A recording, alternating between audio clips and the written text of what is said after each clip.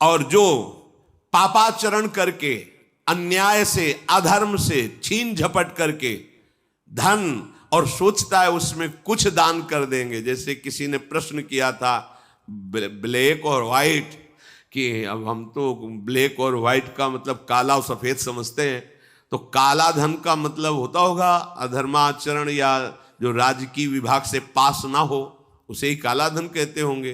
तो काला धन काला ही रहता है, कोई व्हाइट नहीं कर सकता उसे। जमा कर लो, एक समय आएगा कि ट्रक में लद के सब चला जाएगा, तुम भी लद के चले जाओगे। अगर वो समय ना आया तो यमराज के दूत तुम्हें ले जाएंगे, सब यही पड़ा रहेगा। होश में चलो। दान किसे कहते हैं? खूब मेहनत करो, धर्म से कमाओ, फिर उससे एक रोटी की व्यवस्था किसी की भी कर दो, उसे सतदान कहते हैं। लाखों बेईमानी से कमाए, अधर्म आचरण से दूसरों को चूस चूस के ऐसा दुख दे कर फिर सोचा कि लाख में 10,000 दे देते हैं, व्हाइट हो जाएगा। व्हाइट नहीं हो जाएगा, ये और तुम्हारे ऊपर आक्रमण कराएगा, क्योंकि जिनको दे रहे हो उनकी भी बुद्धि तो भ्रष्ट होगी, तो तुम्हारा धर्म बनाना, हाँ व्हाइट नहीं होगा, फाइट होगी। अब मार पिटाई शुरू करवाएगा, वो ऐसे आचरण करवाएगा, जहां जाएगा वहां खोपड़ी फोड़ेगा। उसका परिणाम जब आपके आएगा तो आपकी खोपड़ी फूटेगी। व्हाइट तो तब हो सकता है जब व्हाइट चलो। व्हाइट का तात्पर्य होता प्रकाश, श्वेत, ये लक्षण सतोगुण का। सात्विक भाव से चलो, मेहनत की कमाई से, पसीना चुहा के खूब मेहनत किया और फिर किसी को दिया, तुम्हारा परिवार उन्नतिशील रहेगा, तुम्हें लोक परलोक में सुख प्राप्त होगा। अन्याय से कमाए हुए धन का दान पतित कर देता है, पतित कर देता है। अब इसमें एक उपाय है, मुझे पता नहीं था, प्रमादवश मेरे से गलती हो गई, कभी जीवन में गलती नहीं करूंगा, अब सुधार के लिए करो, हो जाएगा। मुझे पता नहीं था, मैंने कभी सुना ही नहीं था, बस यही था कि धन प्राप्त करूं, धन प्राप्त करूं, और गलती हो गई। अब मुझे पता चला कि मैंने गलत किया है, तो अब लो नशानी, अब ना नशे करो, गौ सेवा, संत सेवा, ठाकुर सेवा, गलती आगे से नहीं करूंगा। ये एक सूत्र बहुत बड़े, अबलो नशानी अबना नशे, ये सबको पावन कर देता है, सब कुछ पावन कर देता है। पर ये ऐसा नहीं कि हम 100 कमा रहे हैं बेईमानी से तो 10 देते रहेंगे तो 90 व्हाइट होते रहेंगे, ऐसा कदापि कहीं नहीं लिखा। ये शास्त्र है, तस्मात् शास्त्रम प्रमाणन्ते। कई बार लोग प्रश्न करते हैं इस विषय का, ध्यान से सुन लो। अन्याय से कमाया हुआ धन अगर उसे हम दान भी करते हैं तो वो पतित ही करेगा, गिराएगा ही, किसी काम का नहीं है। आगे वर्णन कर रहे हैं कि धर्म से कमाया हुआ दान अगर ऐसे को दोगे तो वो भी व्यर्थ हो जाएगा। कैसा?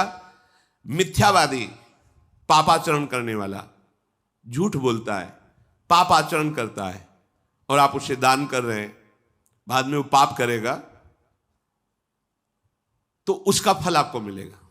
उसके पाप के बढ़ावे में आप साझेदार हुए, आपका जो दान था उसके पाप में बढ़ावा देगा, आपको उसको साझेदारी का फल भोगना पड़ेगा। कृतज्ञ, जो दूसरे के किए हुए को, उपकार को नहीं मानता, अभिमानी और मदिरा पान करने वाला, अब आपसे पैसा लिया, शराब पिया, गंदे आचरण किए, आप उसके हिस्सेदारी बने। ऐसा थोड़ी दान की कोई मांग रहा है दे दो, बहुत पात्र और अपात्रता का निर्णय करके दिया जाता है। ऐसे नहीं कि मांग रहा है तो देना ही पड़ेगा, नहीं, हमें अधिकार समझ में आवे कि हमारे द्वारा दिए हुए धन का सदुपयोग हो रहा है, वहां पात्र देख करके धन आदि का दान किया जाता है। जो पतित हो चुका है, जो अधर्म व्यवसायी है, जो तमोगुण से आवृत रहते हैं और अंदर क्रोध भरा रहता है, अहंकार पूर्वक दान करते, मेरा सम्मान हो, ऐसे का दान ही नहीं स्वीकार करना चाहिए। ऐसे का दिया हुआ दान व्यर्थ हो जाता है, उसे निश्चित अन्य योनियों में जाके कष्ट भोगना पड़ता है। तामसी अहंकारी दान करने वाला परिणाम में दुख ही भोगता है।